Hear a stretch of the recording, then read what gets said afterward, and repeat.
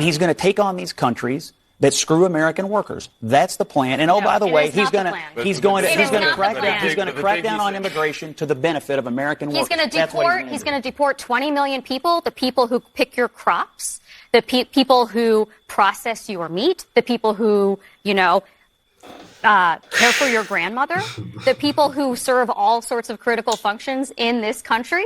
Yeah, he's going to. Yeah, it is less than 24 hours after the Kamala Fox News interview, which I did a couple of reactions, partaking to it, seeing what is going on with the mainstream media reacting to this. Like you have seen this clip, this lady claimed Trump would deport about 2 million people. Sometimes when I look at how liberals always exaggerate things just to create fear into people's mind, it is mind-blowing. Today, Kamala had a rally. Something happened. Hecklers show up. There are people that will always be in your rallies and they must not agree with you, especially on this topic of abortion. This lady, I don't know how many people, Kamala just attributed them like they are MAGA. Oh, this is not your rally. It's crazy how once you post that you're voting for Donald Trump, the hate comments just start flooding in from the Democratic Party and the liberals. And listen, I'm somebody who has never voted for Donald Trump before, not in the last 2 elections, but I will be voting for him in this next one, and I can't wait. The last 4 years have truly proven to me how full the Democratic Party is. I had Democratic friends disown me as a friend because I didn't get the jab. I had family members uninvite me from Thanksgiving for 2 years because they were afraid I would kill my grandma. It's just crazy, the characterizations and the comments and stuff people will say about you when they don't agree with who you're going to vote for. That's the beautiful thing about America is it's a free country and you're welcome to vote for whoever you think is going to be the best leader of this country. If you think that's Kamala Harris, cool, go vote for her. Personally, my family has really been struggling the last 4 years. I went from having a thriving business to having to file bankruptcy. My family is struggling to afford groceries every week. I want to cry every time I'm at the gas pump. So that is why I'm voting for Donald Trump.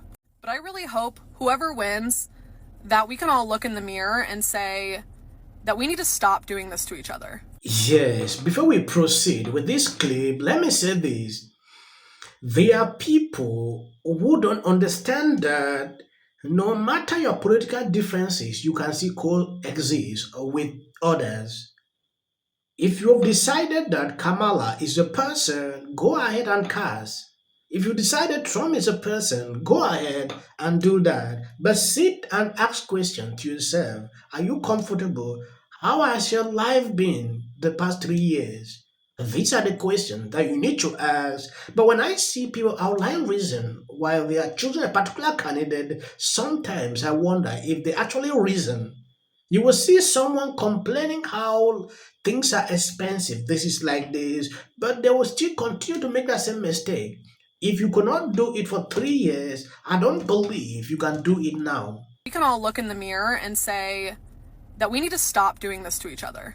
We need to stop villainizing each other and making each other the bad guy just because we don't agree with one another. It is okay to disagree. It is okay to have different opinions. It's okay to vote for different people. What's not okay is making character assassinations and treating people horribly because of who they're going to vote for.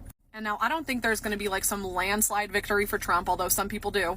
But I do think the numbers are going to shock people because a lot of people are not going to openly say, I'm voting for Donald Trump, because this is what happens. When you openly admit that you're voting for Donald Trump, people start assuming all sorts of crazy things about you. All I'm trying to do is get affordable groceries, affordable gas, and have less wars. So anyways, as somebody who's a registered libertarian and has never voted for Donald Trump, and as a fairly young voter, I can say so far the Democratic Party has lost me. And it's not even the ideals or the political policies or anything. I agree with a lot of the social policies of Democrats and the Liberal Party. But ultimately, it's the people. It's the liberal Democratic people that are so hateful and awful to people that don't agree with them. And I will never, never understand it. That has always been my challenge with liberals. They look at you differently when you immediately take up a part to say, oh, I'm casting or I'm supporting this person. Their reactions are always different. you will never see them, even smiling with you. I'm taking an example for this. When I started creating these videos, I used to be in the middle. I had a lot of people, Libras, following me, but when I took a stand on a direction to report these videos, their reactions were terrible. Some unsub. I get insult every single day. It should not be that way. Now, going back into this video, if you like what I'm doing here, please subscribe, turn on your notification, and if possible, share the video. Be the doormat when it comes to this issue. It is their biggest Achilles heel. There's no doubt about it. If Donald Trump wins, it will be largely because of the immigration issue. Both of these campaigns now is to get voters whose choice isn't between Harris and Trump so much as it's between staying home or voting for the candidate that they like. And so in this way, I think the Trump people thought this was a great interview for them. I agree that it was an ink blot. That's why they put out the entire interview on Twitter. And the Harris people think it was a great interview for them because they're trying to speak to different sets of voters. And because it's an ink block, different sets of voters that they're trying to get will see it differently. Where I disagree with Van on this is I think there's some legitimate criticisms about specific choices that Bret Baier made. But I think Bret Baier is a serious journalist. He gave Donald Trump a pretty serious interview, too. I don't think he's comparable to someone like Rachel Maddow. I don't think he was necessarily intending to be disrespectful. I can understand why people would hear it that way because he was worried about her filibustering. I don't think she did a magnificent job. I think she did a conventionally mediocre job, maybe even a bad job, had some good moments. Yes, there is one thing that is people don't understand.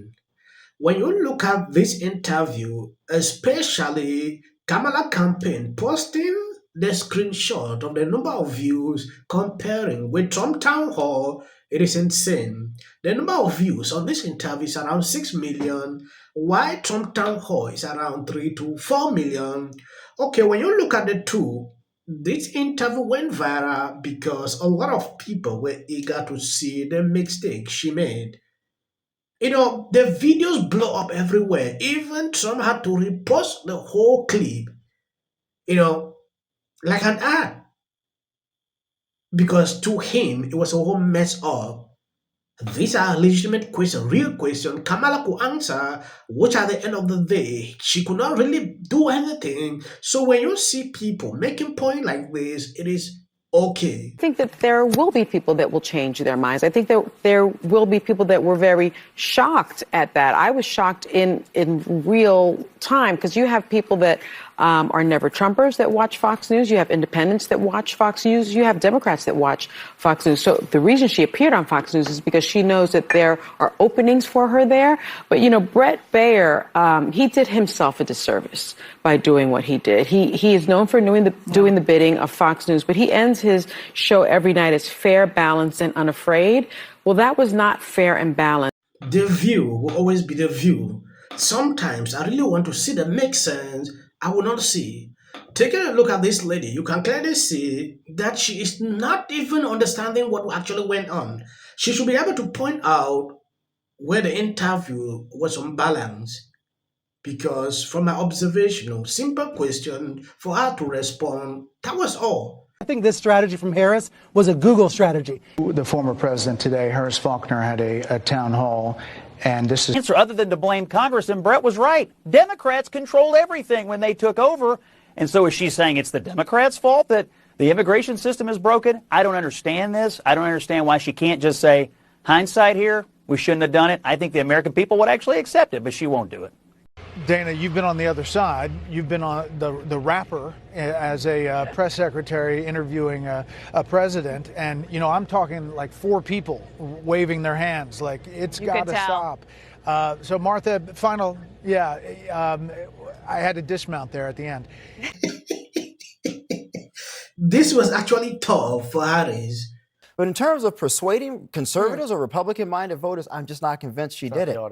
Maher is still having the guts to say this. It's 25 days before the election, and I got to say, it's not looking that great for the Democrats. I mean, this is not a good sign. When you have an African-American candidate, you probably shouldn't be having to shore up your support among black men, but that's what's going on.